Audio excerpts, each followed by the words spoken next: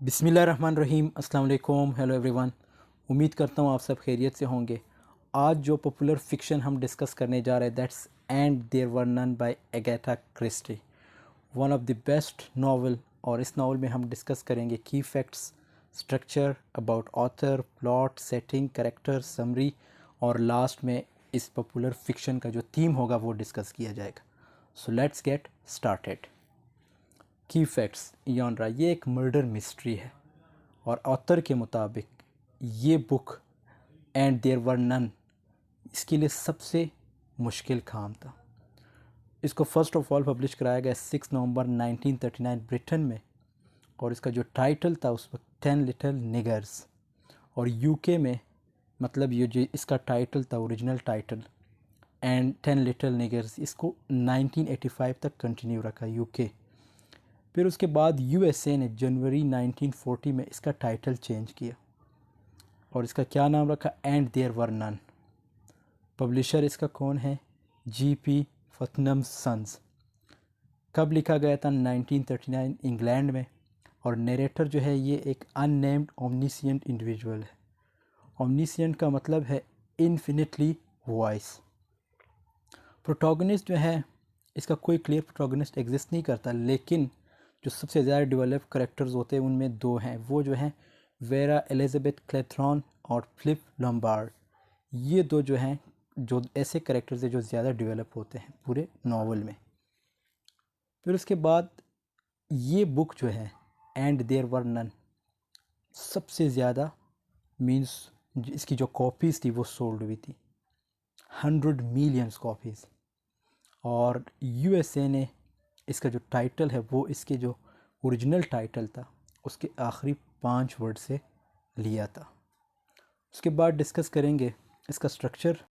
तो स्ट्रक्चर की बात करें, जैसे मैंने बताया था इसका जो ओरिजिनल टाइटल था वो 10 लिटिल निगर्स। अब इसका जो टाइटल था वो चेंज किया गया है यूएसए में। इसका क्या नाम रखा गया था, 10 लिटिल इंडियंस और 10 लिटिल सोल्जर्स। इसकी वजह ये थी कि जो निगर वर्ड है ये एक्सट्रीमली ऑफेंसिव वर्ड है। मीन्स जो निगर असल में जो हबशी होते हैं या जो ब्लैक पीपल होते हैं उनकी तरफ इशारा होता है। सो ये वर्ड उनके लिए यूज़ होता है। सो दैट्स वाई इसका जो टाइटल था उसको चेंज करके क्या रखा गया था, द 10 लिटिल इंडियंस और 10 लिटिल सोल्जर्स। उसके बाद डिस्कस करेंगे इसका जो ऑथर है मीन्स एगाथा क्रिस्टी के बारे में। इसका फुल नेम जो है Agatha Mary Clarissa Christie. Date of birth इसकी 5 सितंबर 1890 है। Date of death 12 January 1976 at the age of 85। कहाँ पैदा हुई थी, साउथ वेस्ट इंग्लैंड में। और जब ये 11 साल की तब इसके मीन्स जो फादर थे उसकी डेथ हो गई। और मदर जो थी इसकी ब्रिटिश थी और फादर इसके वेल्थी अमेरिकन थे। ये एक नॉवेलिस्ट, प्ले राइट या ड्रामेटिस्ट और एक पोइट थी और 66 नावल्स और 153 शॉर्ट स्टोरीज़ लिखी है। पेन नेम जो है इसका मैरी वेस्ट मैकॉट और बेस्ट सेलिंग ऑथर है अबाउट आफ्टर शेक्सपियर। मींस सबसे ज़्यादा जो है इसकी जो वर्क्स थे वो सेल हुए थे शेक्सपियर के बाद। और इसने ओल्ड एज तक अपनी राइटिंग जारी रखी, मींस लिखना वगैरह। और यनरा जो है एक मर्डर फिक्शन इसके जो है उसमें आते हैं, detective story, crime fiction, thriller. और लिटरेरी मूवमेंट की बात करें तो ये golden age of detective fiction है। नोटेबल वर्क्स की बात करें तो murder on the Orient Express, death on the Nile, the murder at the vicarage, partners in crime and there were none, जो कि आज हम पढ़ रहे हैं, ETC और भी बहुत से काम हैं। तो फर्स्ट वर्ल्ड वॉर में इसने एज अ वॉल्टियर के तौर पे काम किया था, मींस हेल्पिंग सोल्जर्स, जो सोल्जर्स थे उनकी हेल्प की थी। और सेकेंड वर्ल्ड वॉर में इसने हॉस्पिटल में एज अ फार्मासिस्ट काम किया था। And she grew up in a noisy period like World War First and Second। और उसके बाद और उसकी बात करें तो कर्नल पायलट आर्चिबाल्ड क्रिस्टी ये इसके पहले हस्बैंड थे, जिससे इसकी शादी हुई थी 1914 में और डिवोर्स इसकी हुई थी 1928 में। फिर उसके बाद मैक्स मेलोवन जिससे इसकी शादी हुई थी 1930 में एंड स्टिल इट इज़। और चिल्ड्रन की बात करें तो इसका एक ही चाइल्ड था, दैट्स रोजीलैंड हिक्स। और उसके बाद इसका जो फर्स्ट नावल था वो 1920 में पब्लिश हुआ था, उसका क्या नाम था, the mysterious affair at Styles. So उसके बाद बात करेंगे प्लॉट की। तो प्लॉट की बात करें, एक मर्डर मिस्ट्री है और इसमें एक सस्पेंस होता है पूरे नावल में। इस नावल में क्या होता है, 10 लोगों को इनवाइट किया जाता है एक आइलैंड पे। अब आइलैंड पे जब इनको इनवाइट किया जाता है, उनमें जो है 7 जो है एज अ गेस्ट के तौर पे इनवाइट किया जाता है और एक को जो है हायर किया जाता है एज अ पर्सनल सेक्रेटरी के तौर पे, और 2 जो हैं उनको इनवाइट किया जाता है एज अ सर्वेंट। कितने लोग हो गए, 10 लोग हो गए। और इनको क्यों इनवाइट किया, क्योंकि इनको जो जिसने इनवाइट किया इन्हें, उसने इनको मारना है, मींस इनको जो है इनका मर्डर करना है। सो इस तरह ये जो होस्ट होता है, जो इन्हें जिन्होंने इनको इनवाइट किया है, वो एक अनआइडेंटिफाइड होस्ट होता है। मींस उसका कुछ पता नहीं कि वो कौन था, वो बाद में आप लोगों को पता चल जाएगा जब हम पूरा नावल पढ़ेंगे। तो इस तरह ग्रामोफोन का भी ज़िक्र आता है, जिसमें एक रिकॉर्डिंग होती है, जो जुर्म इन्होंने किए होते वो रिकॉर्डिंग इनको प्ले किया जाता है इनके लिए, फिर एक एक को कत्ल किया जाता है। सो इसका मुख्तसरन सा प्लॉट था। फिर उसके बाद अगर सेटिंग की बात करें, तो सेटिंग टाइम के हवाले से देखा जाए तो 1930s में हुई थी, और प्लेस के हवाले से देखा जाए तो ये Indian island, a fictional island off the England coast. और उसके बाद करेक्टर्स की बात करें तो जैसे मैंने बताया, इसमें हमारे पास 10 करेक्टर्स है या 11 हो सकते हैं। सो पहला करेक्टर जो है हमारे पास वो है वेरा एलिज़ाबेथ क्लेथरॉन। ये एक intelligent girl and capable character है पूरे नावल में। दूसरा करेक्टर है हमारे पास वो है जज लॉरेंस वारग्रेव, एक रिटायर्ड जज है, इंटेलिजेंट ओल्ड मैन। उसके बाद करेक्टर हमारे पास तीसरा आता है फ्लिफ लॉम्बार्ड, एक कोल्ड हार्टेड मैन और बहुत ही चालाक एंड क्वेलेरियस। और विलियम हेनरी ब्लर, ये एक इंस्पेक्टर होते हैं पुलिस में, लेकिन एक करप्ट पुलिसमैन है। एमिली ब्रेंट एक ओल्ड वुमेन है जो कि रोज़ बाइबल पढ़ती है। उसके बाद हमारे पास जो करेक्टर आता है वो है Thomas Roger, a person who keeps his thoughts and emotions to himself, means एक केयर टेकर होता है। और उसके बाद इसकी जो वाइफ आती है वो है इथल रॉजर्स, थॉमस रॉजर की वाइफ है, अ पेल फेस्ड गोस्ट लाइक वुमेन है। उसके बाद डॉक्टर एडवर्ड जॉर्ज आर्मस्ट्रॉन्ग, ये एक सक्सेसफुल फिजिशियन होते हैं, मीन्स एक डॉक्टर होते हैं, वीक पर्सनैलिटी होती है इसकी, और इसके पास मीन्स एक नॉलेज होती है, एक्सटेंसिव नॉलेज। और उसके बाद जो करेक्टर आता है वो है General John Gordon MacArthur, the man who is not afraid to die, जो मौत से नहीं डरता। ये भी एक वो ओल्ड मैन है। और उसके बाद हमारे पास करेक्टर आता है वो है एंथोनी जेम्स मैरिस्टन, हैंडसम बॉय है, एथलीट है और रिच मैन है। और उसके बाद लास्ट करेक्टर हमारे पास आता है वो है इसाक मॉरिस, ये नॉरिस नहीं मॉरिस है। तो ये एक शैडी और क्रिमिनल करेक्टर जिसको हायर करते हैं, कौन जो मर्डरर होता है वो इसे हायर करते हैं कि वो मतलब इसको इसलिए हायर किया जाता है कि जो आइलैंड है उस पर जो अरेंजमेंट्स होते हैं उसको ये संभाल सके। इसाक मॉरिस को इसलिए इनवाइट किया जाता है। तो अब बढ़ते हैं समरी की तरफ। समरी में सबसे पहला पॉइंट, जैसे मैंने बताया, ये एक आइलैंड है जहाँ पे 10 लोगों को इनवाइट किया जाता है। सो अब ये जो इनविटेशन इन्हें मिलती है कि अननोन पर्सन से मिलती है। वो कौन है, mister and Mrs UN oven. अब UN का मतलब यहाँ पे क्या है, अननोन, ठीक है। अब उस इनविटेशन में क्या क्या मेंशन किया गया है, किस लिए इन्हें बुलाया जाता है एक आइलैंड पे। सो let's see that what was in that invitation.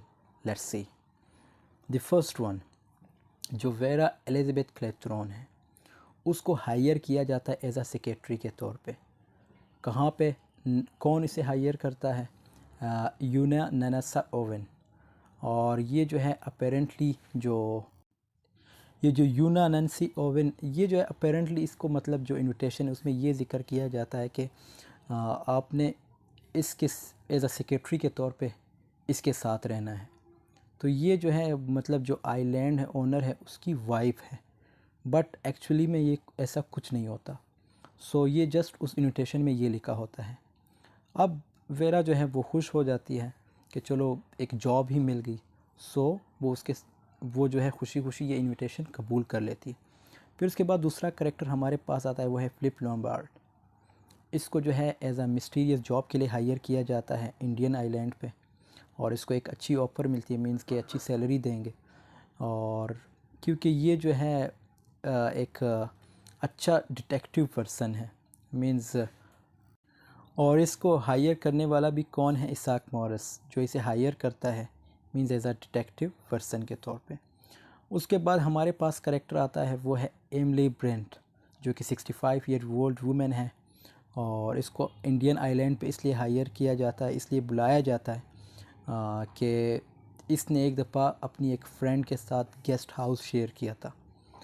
अब इसको ये तक नहीं पता कि वो फ्रेंड मेरी कौन थी, बट इवन जो सिग्नेचर होता है वो उस जो सिग्नेचर इसको जो इनविटेशन कार्ड इसे मिला होता है उस पर एक सिग्नेचर भी होता है, वो सिग्नेचर इसे नहीं पढ़ा जाता, बट फिर भी ये जो इनविटेशन है ये एक्सेप्ट कर लेती है एमिली ब्रेंट।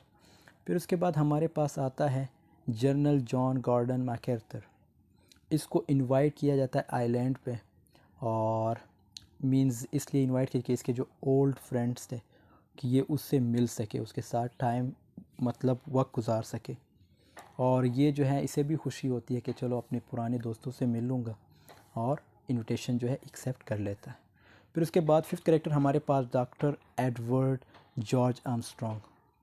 इसको हायर किया जाता है रिपोर्ट के लिए, मींस अब एक डॉक्टर है, ओबियसली जो मिस्टर ओवेंस है उसकी जो वाइफ है वो जो है बीमार रहती है, सो इसलिए उसे उसके लिए हायर किया जाता है।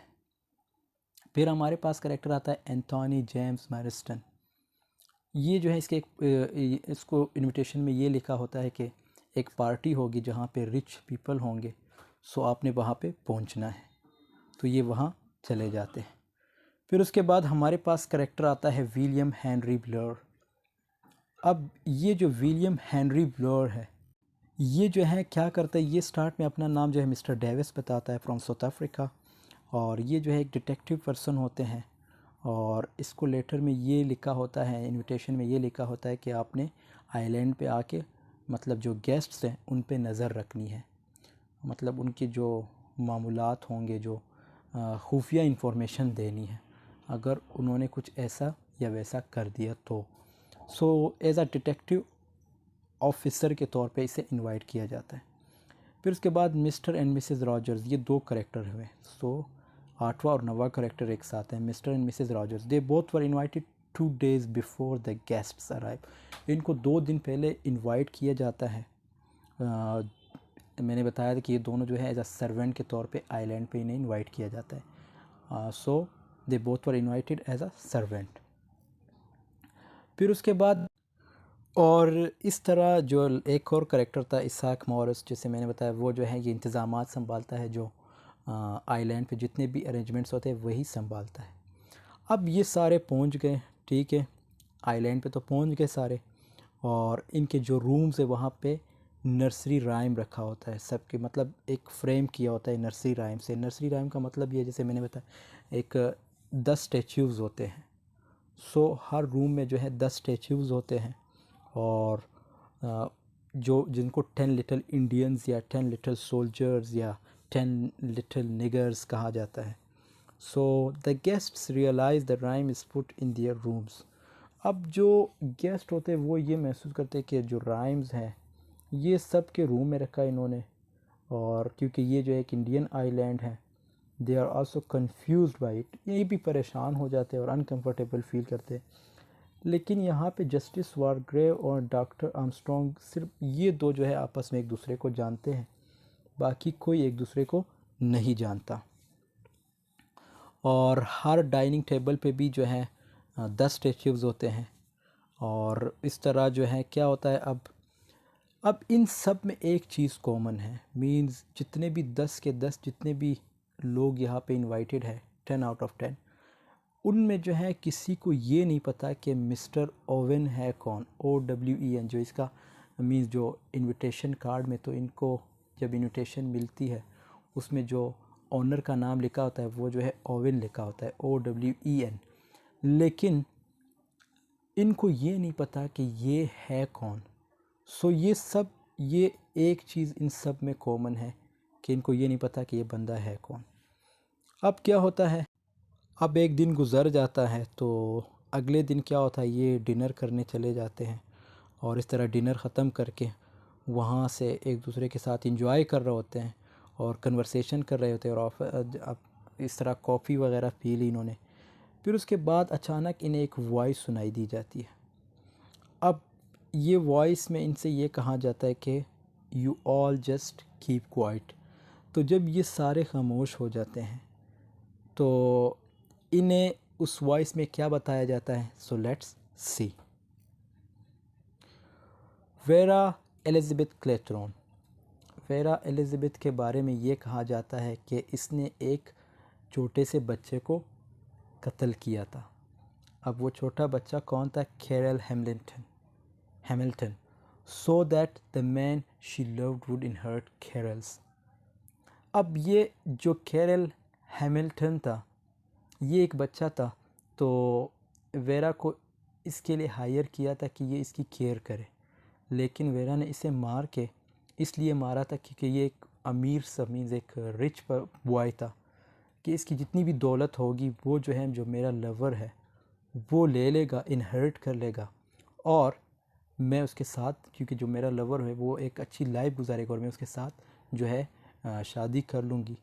सो इस तरह ये करके वो बच्चे को मार देती है। लेकिन वेरा जो है, जो इसका लवर होता है, वो भी इसे अबेंडन कर दे, मीन इसे थर्क कर देता है। तो इन दोनों की शादी नहीं हो पाती। इस पे एक इल्ज़ाम ये था कि मतलब इसने एक बच्चे को मार दिया था। अब ये सारी जो है रिकॉर्डिंग प्ले हो रही है इनके सामने, एक एक के जो इन्होंने जो कत्ल किए वो जो है इनको बताया जा रहा है कि आप लोगों ने कब, कहाँ और किस वक्त क्या क्या किया था, किसको मारा था आप लोगों ने। तो दूसरा करेक्टर हमारे पास आता है वो है फिलिप लॉम्बार्ड।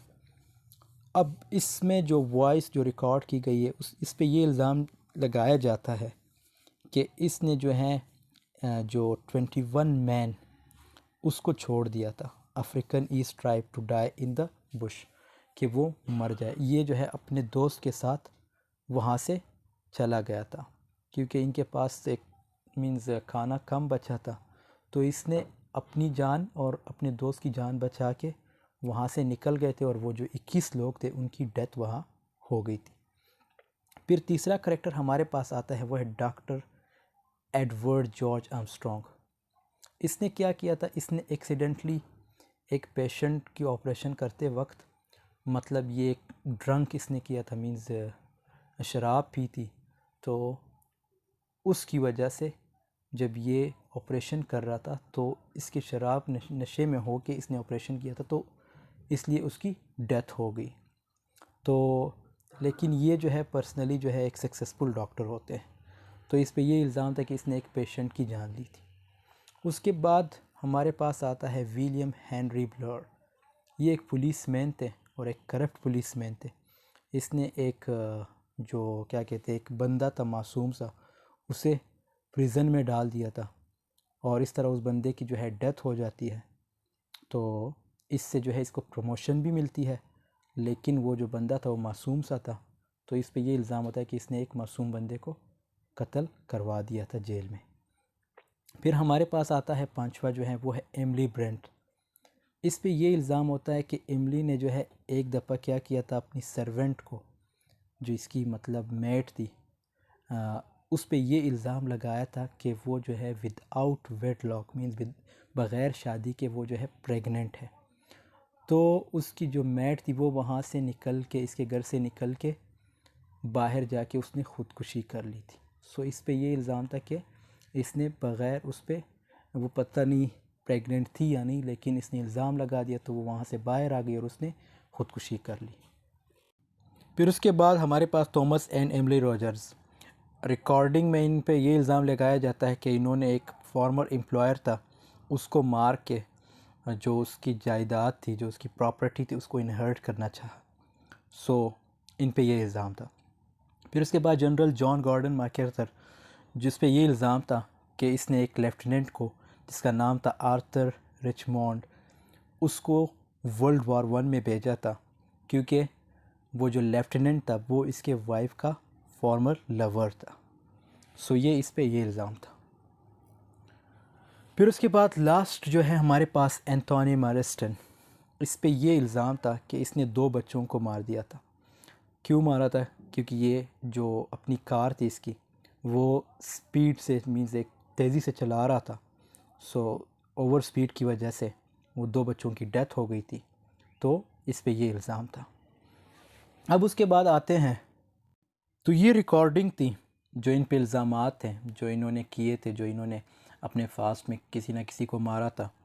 तो ये रिकॉर्डिंग के ज़रिए इनको सुनाया गया और इस तरह इनके क्राइम्स जो तो एक दूसरे को देखने लगे आपस में और एक दूसरे के साथ डिस्कस करने लगे उस वॉइस वो साउंड रिकॉर्डिंग के बारे में। अब आती है इनकी बारी, मींस अब जो जो होस्ट है जिन्होंने इनको इनवाइट किया इस आइलैंड पे, अब एक एक को मारता है। तो वो कैसे मारता है? Now let's see how they all are going to be killed one by one. So the first one, mister Tony Marston. Sorry, ये जो है मतलब एंथोनी जेम्स मैरेस्टन है, टॉनी नहीं, एंथोनी जेम्स मैरेस्टन। इसको कैसे मारते हैं? इसको जो है पॉइज़न दिया जाता है विस्की में और इस तरह इसकी डेथ हो जाती है। अब वहाँ पे जो वेरा होता है, वेरा क्लेथरोन, वो नोटिस करती है कि मतलब जो 10 लिटिल इंडियंस थे, जैसे मैंने बताया वो हर रूम में होते हैं, वो हर रूम में वो स्टेचूज़ को रखा होता है। तो उनमें से जो है एक जो है मतलब गिर जाता है। जब एक की डेथ होती है तो उन 10 स्टैचू में से एक गिर जाता है। तो वेरा क्लेथरोन जो है ये नोटिस कर लेती है। फिर उसके बाद दूसरा करेक्टर मिसिस रॉजर्स। अब इसको जो है नींद, मतलब इसको बज़ाहिर तो मिसिस रॉजर्स मींस इथल रॉजर्स, इसको इस तरह ऐसे मारा जाता है कि ये जो है सुबह नहीं उठ पाती, मींस इसको रूम में जाके मार दिया जाता है। सो इस तरह अब क्या होता है कि जब उसको मार दिया जाता है तो ये जो गेस्ट्स दूसरे बच जाते हैं वो ये सोचते हैं कि जैसे सुबह हो जाएगी। अब तो सुबह तो होगी क्योंकि उनको तो पता चल गया था कि इथल रॉजर की जो है डेथ हो गई, मींस जो मिसिस रॉजर्स है उसका एक्चुअल नेम तो उसका इथल रॉजर्स है। जब उसकी डेथ हो गई थी तो दूसरे गेस्ट थे, उनकी ये ख्वाहिश थी कि सुबह हम यहाँ से भागेंगे।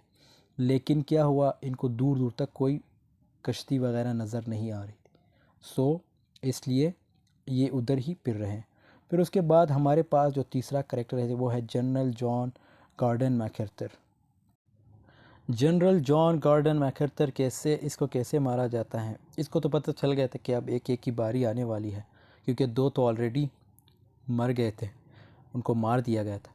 तो ये जो है ओशियन की तरफ चले जाते हैं और वहाँ लंच से पहले तो डॉक्टर जो आर्मस्ट्रॉन्ग होते हैं वो ये फाइंड करते हैं कि इसकी तो डेथ हो गई, इसको भी सर पे मारा जाता है। तो इस तरह इसकी भी डेथ हो चुकी होती है। फिर उसके बाद जो रिमेनिंग गेस्ट्स होते हैं वो डिस्कस करते हैं सिचुएशन को। वो डिसाइड करते हैं कि हम में से कोई ना कोई किलर है, मतलब एक फॉल्स एलिगेशंस या एक्यूजेशंस लगाते हैं एक दूसरे पे।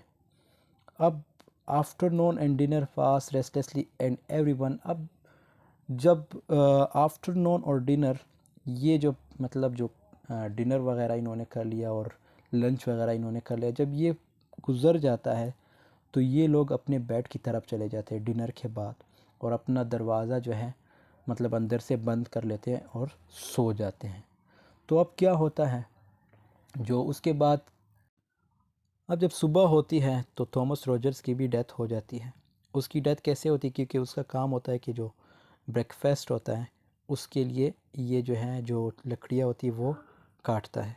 सो इसको भी वहाँ पे ही मारा जाता है। तो इस तरह 4 कैरेक्टर्स की तो डेथ हो गई है। अब उसके बाद क्या होता है, at this point the guest feel sure the murders are being carried out according to the dictates of the nursery rhyme. जैसे मैंने बताया था जब एक की डेथ होती है तो नर्सरी राइम में से एक स्टैचू गिरता रहता है।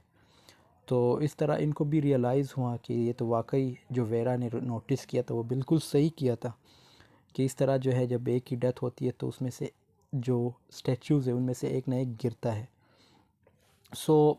और मैंने ये भी बताया कि डाइनिंग टेबल पे जो है इन्होंने भी ये जो स्टैचूज़ वगैरह जो 10 लिटिल इंडियंस या नेगर्स या सोल्जर्स रखे थे, उनमें से भी एक एक डिसअपेयर होता है। इन ये लोग सब नोटिस कर लेते हैं। फिर उसके बाद अब 5वें करेक्टर की बारी है, उसको कैसे मारा जाता है। एमिली ब्रेंट जो है ब्रेकफास्ट कर लेती है और वहाँ पे ही बैठी रहती है पूरा टाइम बीइंग। उसके बाद एमिली ब्रेंट जब ब्रेकफास्ट कर लेती है तो टेबल पे थोड़ी देर के लिए बैठती है और इस तरह उसको भी मार दिया जाता है। किस तरह, मतलब उसको जो है एक पॉइज़न की जो इंजेक्शन होती है वो उसके अंदर इंजेक्ट करके उसे मार दिया जाता है। अब क्या होता है, next morning William Henry Blore checks everyone means in the room. अब ये लोग ये सोचते हैं, जो विलियम हेनरी ब्लोर है वो ये सोचता है कि जो भी मिसिंग होगा इन रूम्स में से एक्चुअली में वो वही किलर है। तो vera and flip they both were in room. Vera जो था और फ्लिप लोम्बार्ड, वेरा क्लेथरॉन दोनों जो थे अपने रूम में थे, लेकिन जो डॉक्टर एडवर्ड थे वो मिसिंग थे। So Lombard and Blore goes for searching for doctor. देखो अब एक सस्पेंस क्रिएट होगा, इस पॉइंट को समझो। अब यहाँ पे ये जो डॉक्टर हैं और एक जो जज थे, जज लॉरेंस और doctor Armstrong, doctor Edward George Armstrong और जज लॉरेंस, ये दो जो हैं आपस में एक प्लान बना लेते हैं। वो प्लान क्या होता है कि जो जज होता है वो इसे ये कहता है कि इनको ये बता दो कि मेरी भी डेथ हो गई। और ये जज किसको कहता है, जज जो है डॉक्टर को कहता है कि आपने क्या करना है कि जो दूसरे बचे हुए करेक्टर्स हैं, जो दूसरे बचे हुए लोग हैं, उनको ये बता दो कि जज लॉरेंस की भी डेथ हो गई है। अब वहाँ पे जो होते हैं ना, उन सब को ये बताया जाता है कि जज लॉरेंस की भी डेथ हो गई। और इस तरह जो जज होता है वो अपने सर पे, मतलब अपनी जो फोरहेड है, जो माथा है, उस पे एक निशान लगा लेता है और इस तरह ये इनको ये शो कराता है कि मेरी भी डेथ हो गई है। अब इनके माइंड में जो है यही चलता है कि जज लॉरेंस जो है उसकी भी डेथ हो गई। तो अब उसके बाद क्या होता है, जैसे मैंने बताया, जो Lombard and Blore goes for searching for doctor. अब जो डॉक्टर को सर्च करने के लिए बाहर जाते हैं। अब डॉक्टर के साथ क्या होता है, डॉक्टर एडवर्ड जॉर्ज आर्मस्ट्रॉन्ग, उसको कैसे मार दिया जाता है, उसको भी बीच पे ले जाके उसे मार दिया जाता है और इस तरह उसकी जो बॉडी होती है वो बीच पे ही पड़ी होती है। तो इस तरह डॉक्टर एडवर्ड जॉर्ज आर्मस्ट्रॉन्ग की भी डेथ हो गई है। फिर उसके बाद हमारे पास आता है, अब जब ये इस तरह उसकी भी डेथ हो जाती है डॉक्टर की, तो जो विलियम हेनरी ब्लोर है उसे भूख लगती है। वो बाहर से आते हैं घर की तरफ, मतलब आइलैंड की तरफ। जब आइलैंड में आते हैं तो वहाँ पे क्या करते हैं, ये जो है कुछ खाने के लिए बैठ जाते हैं, तो इसको भी उसी टेबल पे ही मार दिया जाता है। तो इस तरह जो विलियम हेनरी ब्लोर, उसकी भी डेथ हो जाती है। अब एक और चीज़ इसमें आ जाती है, जो फिलिप लोम्बार्ड है उसको जो है वेरा मार देती है, वेरा क्लेथरॉन मार देती है। वेरा क्लेथरॉन उसे क्यों मारती है, वेरा क्लेथरॉन की थिंकिंग ये होती है कि जितने भी मर्डर्स हो रहे हैं वो सारे फिलिप लोम्बार्ड ही कर रहे हैं। तो वो वेरा जो है उससे पिस्तौल छीन लेती है और इस तरह उसी पिस्तौल से जो है फिलिप लोम्बार्ड को कत्ल कर देती है। तो इस तरह फिलिप लोम्बार्ड की भी डेथ हो जाती है। किसके ज़रिए, वेरा जो है उसे मार देती है। अब आते मतलब जो लास्ट जिसकी बारी आती है वो है वेरा एलिज़ाबेथ क्लेथरॉन। ये जो है मतलब एक बड़ी खुशी फील करती है कि अब सबकी डेथ हो गई, लेकिन इसके अंदर एक बेचैनी भी होती है जो इसे कंपेल करती है, जैसे मजबूर करती है कि सारे जो जो लिटिल 10 इंडियन नेगर्स थे या 10 इंडियन सोल्जर्स, तो वो सारे जो हैं मतलब गिर चुके, सिर्फ एक ही बचा है। मतलब जो बचा था वो सिर्फ मैं ही बची हूँ। वेरा एलिज़ाबेथ क्लेथरॉन की ये सोच होती है कि जितने भी इंडियन राइम्स थे वो सारे गिर चुके हैं, एक ही बचा है, तो इसको भी गिरना चाहिए, जो एक बचा है इसको भी गिरना चाहिए। तो ये जो है अपने आप को भी उस वक्त सेलिंग मतलब जो पंखा वगैरह होता है, छत वगैरह होता है, उससे अपने आप को जो है बांध के ख़ुदकुशी कर लेती है। और लेकिन अब इसमें एक और चीज़ आ जाती है जो हम डिस्कस करेंगे, दैट्स एलिज़ाबेथ मीन्स वेरा की डेथ से पहले जो है सामने कौन आते हैं, जो एक्चुअल में मर्डरर होता है वो है मिस्टर जो वारग्रेव है, जज Lawrence Wargrave. He is the actual killer. So वो सामने आते हैं वेरा के, और वेरा से क्या कहते हैं कि मैंने ही सबको बुलाया था और मैंने ही इनके जो पास्ट में इन्होंने क्राइम्स किए थे, जिनको इनको मतलब सज़ा नहीं मिली थी, तो मैंने इन सबको यहाँ पे बुला के इन्हें सज़ा दी है। तो इस तरह ये जो है अपने आप को भी मार देता है। जो जज लॉरेंस है वो भी अपने आप को उसी वक्त मार देता है और ये सोचता है कि पुलिस को जो है इसी आइलैंड पे 10 कत्ल मीन जो मर्डर्स होंगे वो मिलेंगे, और इस तरह सबकी डेथ हो जाती है। लेकिन अब दूसरों को कैसे पता चला कि ये सारा काम जो है जज लॉरेंस ने किया है? तो जज लॉरेंस ने क्या किया, इसने एक जो मैन्यूस्क्रिप्ट थी एक बोतल में रखी थी, और उस मैन्यूस्क्रिप्ट में इसने पूरा एक्सप्लेन किया था। ये जो है उसकी एक्सप्लेनेशन है, तो ये आप लोग ज़रूर पढ़िएगा। चलो मैं पढ़ लेता हूँ। द लेट जज Lawrence Wargrave wrote the manuscript explaining that he planned the murders because he wanted to punish those whose crimes are not punishable। जैसे मैंने बताया था, क्योंकि उन्होंने जो क्राइम्स किए थे वो पनिशेबल नहीं थे, तो इसने यहाँ पे इन्हें बुला के उन्हें पनिश कर दिया था। Wargrave frankly admits to his own lust for blood and pleasure in saying the guilty punished। When a doctor told Wargrave he was dying, he decided to die in a blaze instead of letting his life trickle away। He discusses how he chose his victims and how he did away with Marston। Mr. and Mrs. Rogers, MacArthur and Emily Brent Wargrave then describes how he tricked Dr. Armstrong into helping him fake his own death। वही story वो बता रहा है कि मैंने कैसे doctor के साथ प्लान बनाया था कि जो दूसरे करेक्टर्स थे उस वक्त जो बच गए थे, कि उन्हें मैंने ये यकीन दिलाया कि मेरी भी डेथ हो गई। इसने जो अपने फॉरहेड, जो अपने माथे पे इसने एक निशान लगाया था, तो ये पूरी वो स्टोरी अपनी मैन्यूस्क्रिप्ट में बता रहा है। When Armstrong arrived, Wargrave pushed him over the edge into the sea।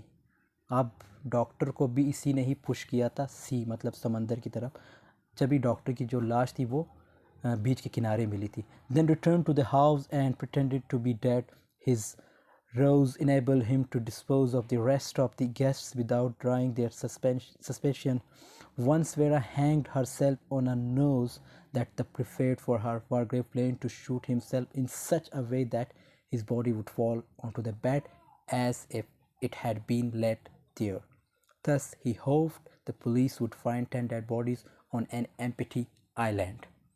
तो ये जो थी मैन्यूस्क्रिप्ट थी जो वारग्रेव ने लिखी थी, एक बोतल में रखी थी। और उसके बाद दोस्तों आई होप आप लोगों को ये नावल की समझ आई होगी, और ये बहुत ही इंटरेस्टिंग नावल था। तो लास्ट में हम डिस्कस करेंगे इसके थीम के बारे में। द फर्स्ट पॉइंट है that's the administration of justice. देखो जस्टिस बहुत इम्पोर्टेंट है। अब जिनको इन्होंने कत्ल किया था, अगर उन्हें जस्टिस मिलता तो वारग्रेव ये स्टेप नहीं उठाता, इस तरह इनको इस तरह अपनी उस जगह पे बुला के, आइलैंड पे बुला के उन्हें इस तरह नहीं मारता। दूसरा पॉइंट है distinction and threatening of class. वही बात आ जाती है वीक और जो स्ट्रॉन्ग होते हैं, जिनके पास पावर होती है, उसमें फ़र्क होता है। उसके बाद rich versus poor, again rich versus poor की बात आ जाती है कि जिसके पास पैसा है वो कानून से भी खेल लेता है, और जिसके पास पैसा नहीं तो वो कानून जो है उसे झगड़ती है। Money is everything and no doubt इसी में यही, जैसे आजकल के सिचुएशंस है उसमें भी यही होता है कि जिसके पास पैसा है, पे चाहे वो जितनी भी बड़ी क्राइम कर ले, वो अदालतों के साथ खेल लेता है, मींस अपने आप को बचा लेता है, लेकिन एक गरीब बंदा अपने आप को नहीं बचा सकता। So money is everything. Guilt, death, death का एक थीम आपको मिलेगा। मर्डर, कितने कत्ल हुए, ऑब्वियसली 10। और रेस, क्लास, इनजस्टिस, नाइंसाफ़ी को कहते हैं। सो ये चीज़ें जो है इसके जो है मेन पॉइंट्स थे, ये एक थीम थी इसकी पूरी। सो और भी थीम्स आप लोग जितने भी आपके माइंड में आ रहे हैं वो नीचे लिख ले कमेंट सेक्शन में। और इसके बाद मिलते हैं फिर नेक्स्ट वीडियो में। And thanks for watching. Video पसंद आई तो चैनल को ज़रूर सब्सक्राइब कीजिएगा, और कोई क्वेश्चन हो तो ज़रूर कमेंट सेक्शन में पूछिएगा। तब तक के लिए अल्लाह हाफिज़, टेक केयर ऑफ़ योरसेल्फ।